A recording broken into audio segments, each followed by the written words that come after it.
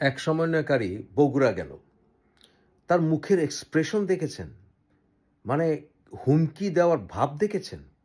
তুই বগুড়ায় গেলি, সেটা জিয়াউর রহমানের জন্মস্থান, সেটা বিএনপির ঘাঁটি, তোর চেহারার এক্সপ্রেশন।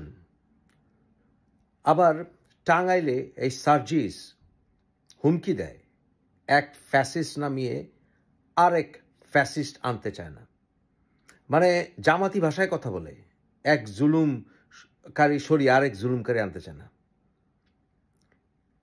এইসব বেয়াদবের সাহস এত বাড়ল কিভাবে?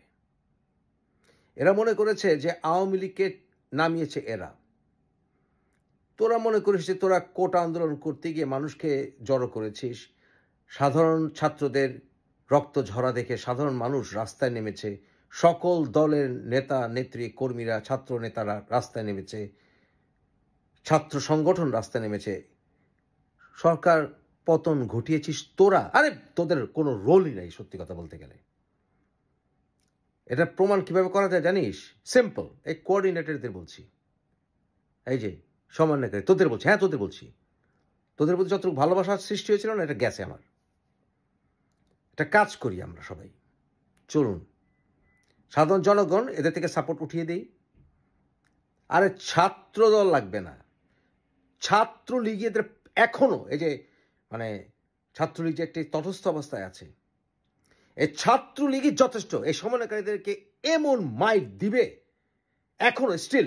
শেখ হাসিনা খেতা বলেন, এই ছাত্রলীগই ওদেরকে হাড্ডি ভেঙে ফেলবে জায়গায় জায়গায় বাংলাদেশের। এতটুকু ক্ষমতা এখনো ছাত্রলীগ রাখে, ছাত্রদল লাগবে না। ওরা তো ছাত্রদলকে ঝাড়ি মারে, ছাত্রদল এখন ফুল ফোর্সে আছে। এদের বেয়াদবি শুধু তাকিয়ে তাকিয়ে দেখছি, বেয়াদবি। এক একটা গরু মার্কা চেহারা, এক একটা একটু চক্ষু চক্ষু দাঁড়িয়ে রাখছে, এক একটা গরু মার্কা ফেস, গরু মার্কা কথাবার্তার স্টাইল। আরে আমাদের জেনারেশনের নেতাগুলি দেখোস না? দেখ তাকিয়ে দেখ, আরে এই উপদেষ্টাদের ভিতরেই আছে তো। রেজওয়ানা দেখ কি স্মার্ট, দেখ আদিল ভাইকে দেখ কি স্মার্ট, দেখ দেখ হারামখোরের দল। মানে নতুন নতুন গজাইছে আর কি, তাই না?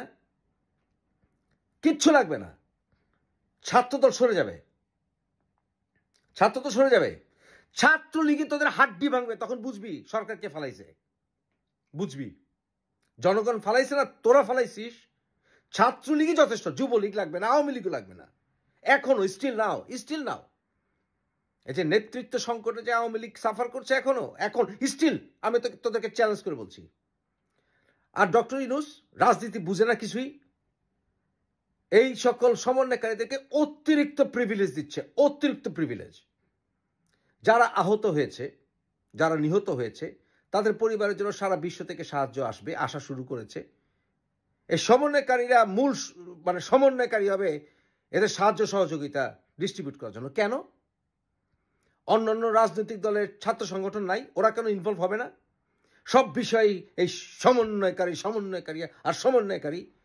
16 বছর 17 বছর সংগ্রাম করেছে সব রাজনৈতিক দলের ছাত্র সংগঠনগুলো।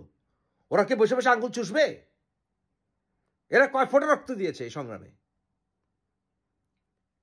এই সকল সমন্বয়কারী হচ্ছে বেয়াদব শ্রেণী, আস্ত একটা বেয়াদব এগুলো। এদের কথাবার্তার স্টাইল, মুরব্বী বুঝে না, কিছু বুঝে না, কথাবার্তার স্টাইল। মুরব্বী বুঝানো হবে তোদেরকে বেশি বাড়াবাড়ি করলে। ডক্টর ইউনূস তোদেরকে অপান্ত হওয়া থেকে রক্ষা করতে পারবে না।